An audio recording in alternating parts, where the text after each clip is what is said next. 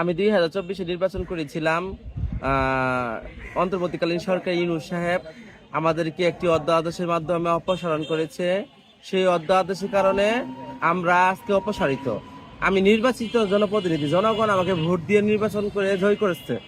আমি কারো হাত ধরে জয় হয়নি খেয়ে, আমাকে জনগণ নির্বাচিত করেছে, জনগণ আমাকে ভোট দিয়ে নির্বাচিত করেছে জনগণের সেবা করার জন্য।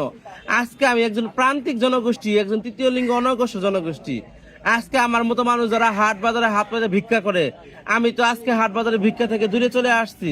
আমি নিজে অন্ধকার জীবন থেকে আলো জীবনে আসছি। আমার এলাকার মানুষ আমাকে নিয়ে আসছে জনগণের সেবা করার জন্য। সেই জনগণ ভোট দিছে, আমাকে চেয়ারম্যান বানাইছে। তা আমি চেয়ারম্যান হওয়ার পরে ডক্টর ইউনূস সাহেব আমার চেয়ারম্যান কাটিয়ে দিল। কাটিয়ে নেওয়ার পরে এখন নির্বাচিত সরকার, আমি নির্বাচিত সরকারের কাছে অনুরোধ করতেছি, আপনি আমার পদ পুনর্বহাল করবেন। আমি তো নতুন করে কিছু চাইতেছি না, আমি আমারটাই চাইতেছি। আমার চেয়ারম্যানই আমাকে ফেরত দেন। আমি তো বলতেছি না আমাকে এটা দেন সেটা দেন, অমুক দেন তমুক দেন।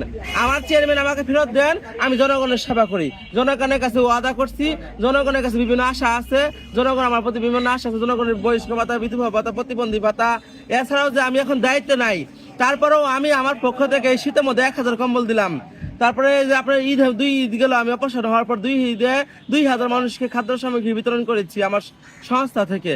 তাহলে আমরা করছি, আমি জনগণের পাশে আছি, আমাকে জনগণের সেবা করার জন্য সুযোগ করে দেন।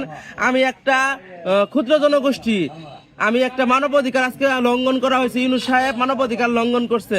আজকে জাতীয় মানবাধিকার কমিশনে দরখাস্ত দিচ্ছি, প্রধানমন্ত্রীর কাছে দরখাস্ত দিচ্ছি, রাষ্ট্রপতির কাছে দরখাস্ত দিচ্ছি, স্থানীয় সরকার মন্ত্রণালয়ে দরখাস্ত দিচ্ছি, আমি বাংলাদেশের বিভিন্ন বড় বড় মন্ত্রণালয়ে দরখাস্ত দিচ্ছি, এবং কি বাংলাদেশের দেশীয় বিদেশি যে সকল সাংবাদিক বৃন্দ আছে তাদের হেডকোয়ার্টারে আমি লিখিত আবেদন দিচ্ছি যে আমাদের সাথে অন্যায় করা হয়েছে, আমার সাথে অন্যায় করা হয়েছে, আমার অধিকার আমাকে ফিরিয়ে দেওয়া হোক।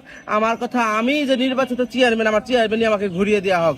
আমার চেয়ারম্যানই আমাকে যদি ঘুরিয়ে না দেওয়া হোক, তাহলে এতে বুঝবো যে সরকারেরা আমাদের মতো মানুষের অধিকার কেড়ে নিয়েছে।